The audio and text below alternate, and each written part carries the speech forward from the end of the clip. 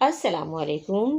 कैसे हैं आप सब? उम्मीद है कि आप सब खैरियत से होंगे और आपकी खैरियत नेक मतलूब चाहती हूँ। मैं भी आपकी दुआओं से बिल्कुल ठीक ठाक हूँ।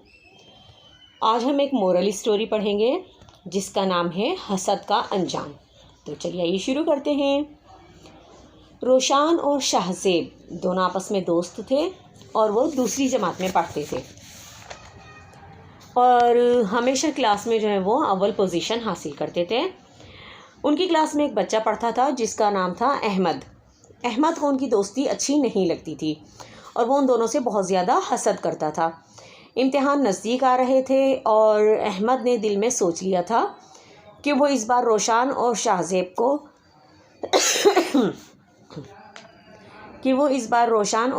को पोजीशन हासिल करने नहीं देगा। अहमद ने सोच लिया था कि वो इस बार रोशान और शाहज़ेब को पोजीशन हासिल करने नहीं देगा।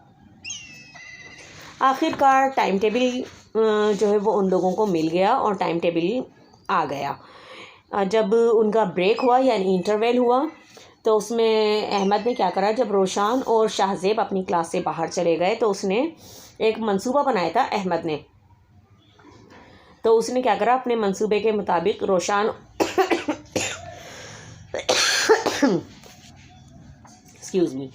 रोशान और शाहज़ेब की सारी कॉपियाँ जो हैं वो अपने बस्ते में रख लेता है और क्या करता है कि जब छुट्टी होती है तो रास्ते में से वो अपने बस्ते में से कॉपियाँ निकालता है और एक रद्दी वाले को बेच देता है। अब क्या होता है, देखें अल्लाह ताला की कुदरत के जल्दबाजी में वो अपनी कॉपियाँ भी रद्दी वाले को ही दे देता है। और घर पहुंचने के बाद जब रोशान और शाहज़ेब जो हैं वो अपने बैग खोलते हैं और मतलब जैसे अपने पढ़ने के लिए कॉपियाँ देखते हैं तो उनके बैग में कॉपियाँ ही नहीं होती। अब तो बहुत ज़्यादा परेशान हो जाते हैं। शाहज़ेब जो होता है वो रोशान के पास आता है, कहता है कि यार मेरे बैग से जो है मेरी कॉपियाँ गायब हो गई हैं, मेरी कॉपियाँ तो हैं ही नहीं। तो शाहज़ेब कहता है कि यार मेरी भी कॉपियाँ नहीं हैं। अब रोशान और शाहज़ेब दोनों के दोनों बहुत ज़्यादा परेशान हो जाते हैं। इतने में उनकी अम्मी आती हैं, कहती हैं बेटा मैंने एक रद्दी वाले को रोका है और आप दोनों ये जो मैंने घर की सफाई करी थी कुछ रद्दी निकाली है और आप इस तरह करें बेटा कि ये रद्दी जो है इस रद्दी वाले को देकर आ जाएं और मतलब जैसे इनको बेच दें, ताकि इससे क्या होगा कि घर में सफाई सुथराई भी हो जाएगी और रद्दी और मतलब जैसे कागज़ जो हैं वो जमा नहीं होंगे। तो कहता है ठीक है अम्मी, जैसे आप बोलें।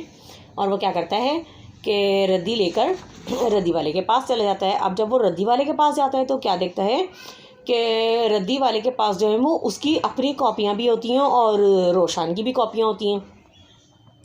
तो शाहज़ेब क्या करता है, अपनी और रोशान की कॉपियाँ जो हैं वो तमाम की तमाम उससे रद्दी वाले से ख़रीद लेता है। अब उन दोनों को कोई फ़िक्र नहीं होती और वो दोनों खूब दिल लगाकर पढ़ाई करते हैं। और जब पेपर्स होते हैं तो क्या होता है कि मतलब जैसे भाई वो अपने पेपर्स की तैयारी शुरू कर देते हैं और जब पेपर होते हैं तो वो जो होते हैं अपने पेपर्स देने में मसरूफ़ हो जाते हैं। अच्छा, अब दूसरी जानिब देखें कि अहमद जो होता है वो उसने जल्दबाजी में अपनी कॉपियाँ भी जो हैं वो रद्दी वाले को दे दी होती हैं।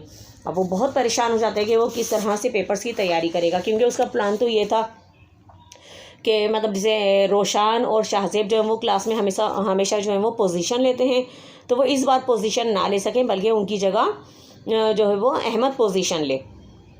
लेकिन कहते हैं ना कि अल्लाह ताला जो है वो सब देख रहा होता है, वो हमारे दिलों के हाल से वाकिफ़ है। तो अल्लाह ताला को तो ज़ाहिर है उसकी हसद के बारे में इल्म था कि वो किस तरह रोशान और अहमद से शाहज़ेब से हसद करता है। अब जब इम्तहान हो जाते हैं और मतलब जैसे उनके पेपर्स ख़त्म हो जाते हैं और रोशान और शाहज़ेब के बहुत अच्छे पेपर्स होते हैं और जब रिज़ल्ट आता है तो रोशान और शाहज़ेब जो हैं वो कामयाब हो जाते हैं। शाहज़ेब की पहली पोजीशन आती है और रोशान की दूसरी पोजीशन, यानी शाहज़ेब ने पहली पोजीशन हासिल की होती है और रोशान ने सेकंड पोजीशन हासिल की होती है यानी दूसरी पोजीशन। और दूसरी जानिब जो है अहमद फेल हो जाता है और रोशान और शाहज़ेब को उनकी मेहनत का फल मिल जाता है और अहमद को उसकी हसद का अंजाम मिल जाता है। बुज़ुर्गों ने सच कहा है कि हसद का अंजाम बुरा होता है, यानी हमें किसी से हसद नहीं करनी चाहिए क्योंकि हसद करने से हमारा अपना ही बुरा होता है। और ये बात हमेशा याद रखें कि हसद एक ऐसी आग है जिसमें इंसान का ख़ुद अपना आप ही जलकर ख़त्म हो जाता है। और हमारे प्यारे नबी सल्लल्लाहु अलैहि वसल्लम की हदीस मुबारक है कि हसद हमारी नेकियों को इस तरह से खा जाता है जिस तरह लकड़ी को आग। मिलते हैं फिर